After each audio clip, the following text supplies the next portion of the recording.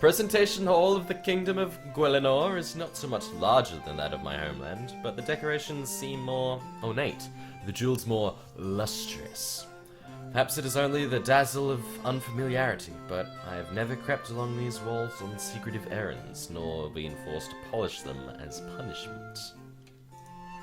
Only 3 foreign princes are present for these festivities. According to court gossip, 5 are invited, but one politely declined and the other, somewhat less politely, refused to attend any event which involved Prince Nazagi. Therefore, this debut becomes an intimate affair and might appear that much more advantageous for those present. But the central focus of this evening, and this event, is the princess herself. Her Enlightened Highness, the Princess Cassidy. That's a woman. The woman's a steward. That doesn't work. We'll go with it anyway. She has man hands. Oh, she has pink hair and is asleep. Glorious. She walks into the room with poise, her head held high, and then hesitates, looking rapidly back and forth over the assembled personages, before continuing to her assigned position.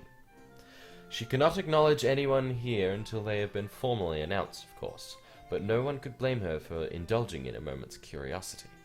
Guelinor's hair has been famously kept in a cloistered existence until now, out of fear for her health.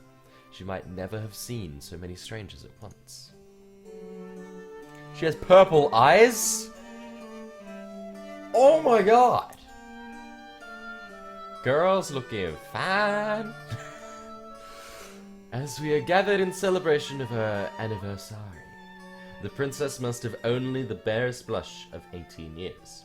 Younger even than Oscar, yet her face holds more maturity than her years would allow.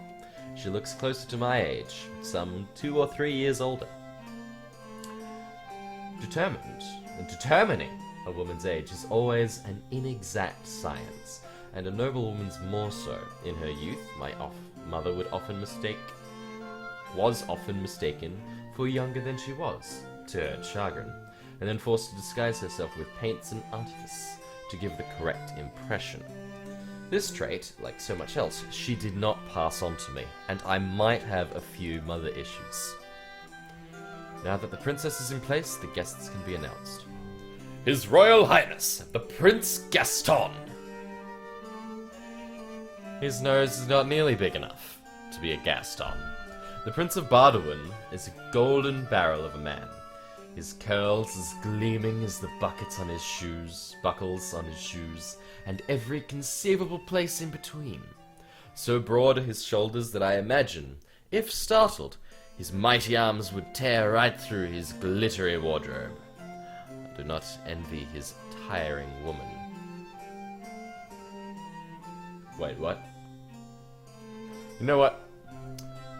With brisk strides, he crosses the hall, stopping neatly at the minimum distance from the princess that propriety would permit, and sweeps a dramatic bow. Oh my god, he sparkles! He's so dreamy. It is my greatest pleasure to be in the presence of such a rare flower as your highness. Thank you. In honor of your anniversary, I present you with this rare Tapusian essence. May its scent bring you joy. He offers her a bottle of fast dark glass capped with gold, which she takes with interest. A perfume? What does it smell like? A servant beside her makes a quick chopping gesture with her hand. I shouldn't open that here. Thank you, Prince Gaston, and welcome to Guelinor. She hands the bottle to an attendant, who sets it aside. Prince Gaston bows his head, and steps aside for the next presentation. His Royal Highness, the Prince Nazagi.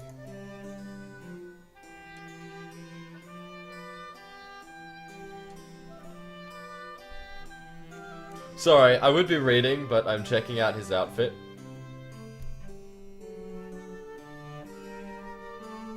The Prince Asenath is a slender, sharp-featured man, attired in the finest silks which glide soundlessly along the floor as he walks.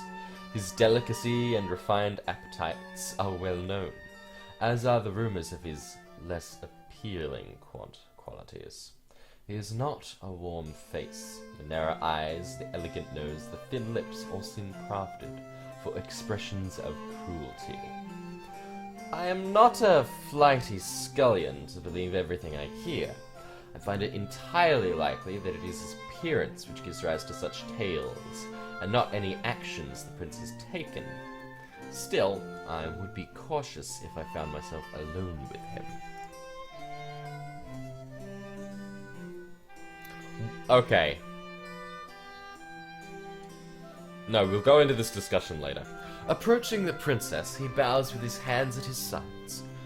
Gracious Highness, you do me much honor with your invitation. I only hope my humble gifts can convey my gratitude.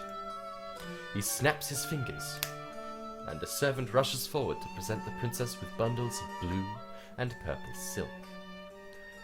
You're very kind, Prince Nazagi. Be welcome.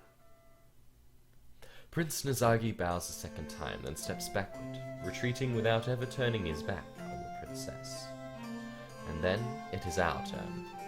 His Royal Highness, the Prince Oscar. Oscar, please.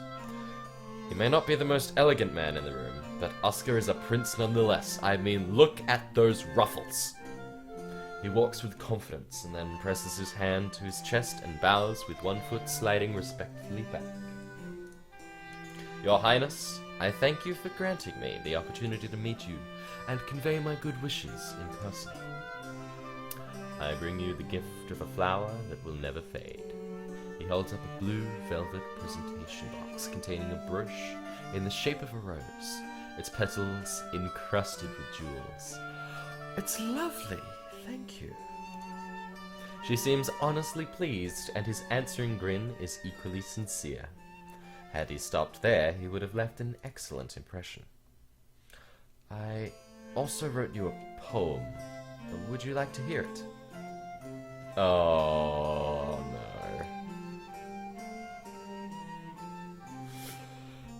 As fairest maid to fairest day can wish the darkest cares away. As fish and frog shall meet and laugh upon the golden seed and chaff. The servant behind the princess clears his throat audibly. Perhaps you could tell it to me later? I mustn't keep everyone waiting. Oh, right. Well, joyous anniversary. With a parting bow, Oscar backs away, and thus the presentation of the three princes is concluded. It's like, dude, everyone gave a gift and then left. Like, follow the crowd. Plucks. There is, however, a fourth prince in the palace. An edgy-looking mofo with blue hair. His Prince Callum, the youngest living son of the King of Guelenor, and still a bachelor.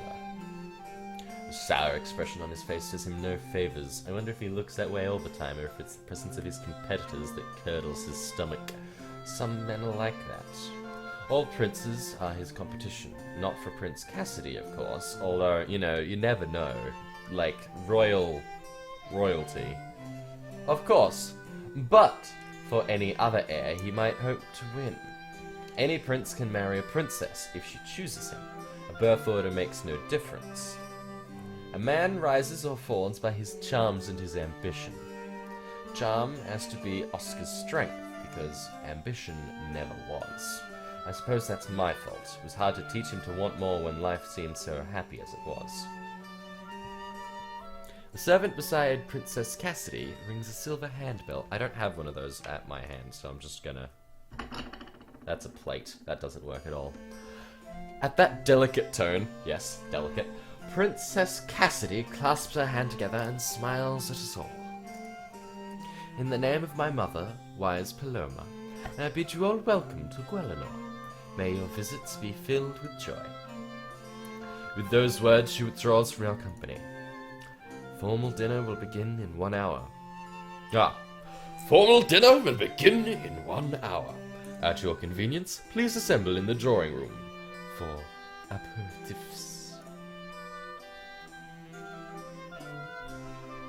Hors d'oeuvres, I believe is the correct term. That invitation is extended to the assembled dignitaries, of course, and does not include attendants such as myself. We will feed upon the leavings of the feast, while they and the local nobility are at the ball. I have no true desire to attend a royal ball. Glittering costumes and skilled musicians create a wonderful atmosphere, but the need to maintain the perfect appearance through hours of socializing on your feet must spoil it. Certainly Oscar always complains. I expect we servants have far more fun spying on the activities of our masters. Yes, we. I'm hardly alone in my more clandestine skills. Every palace has its secrets and people whose role it is to find them, or bury them. Every noble needs tasks done on the quiet now and then, and some treasures are more closely guarded than sweets in a cellar. As the gathering dissolves, Oscar touches my arm and takes me aside. Well, what do you think? Did she like me? She appears to like everyone. Be serious. In terms of gifts, she clearly had more interest in the jewelry and the perfume than in the silks.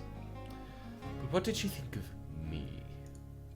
That you're young, impetuous, and don't know when to stop talking, I expect. And that your poetry is terrible.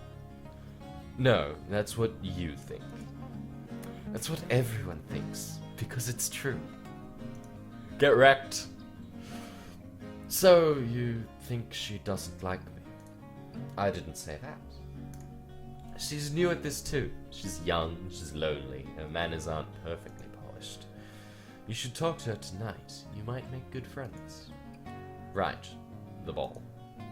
There's something I should tell you. You changed your mind about the shoes? No, the shoes are fine. It's... In my valise, there's a red scroll case. There's a letter inside it. The letter is for you. What? Why would he be carrying a letter for me? Who would it be from? I don't have any other close connections. My family? They see me once a year to ensure I haven't lost my position or disgraced my upbringing.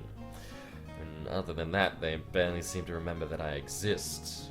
Or that my family issues exist. I can't see them sending me praises or asking for favors. What if some ill fate did befall my sister? What if they want me to give up my place and go back to them as if nothing had ever happened?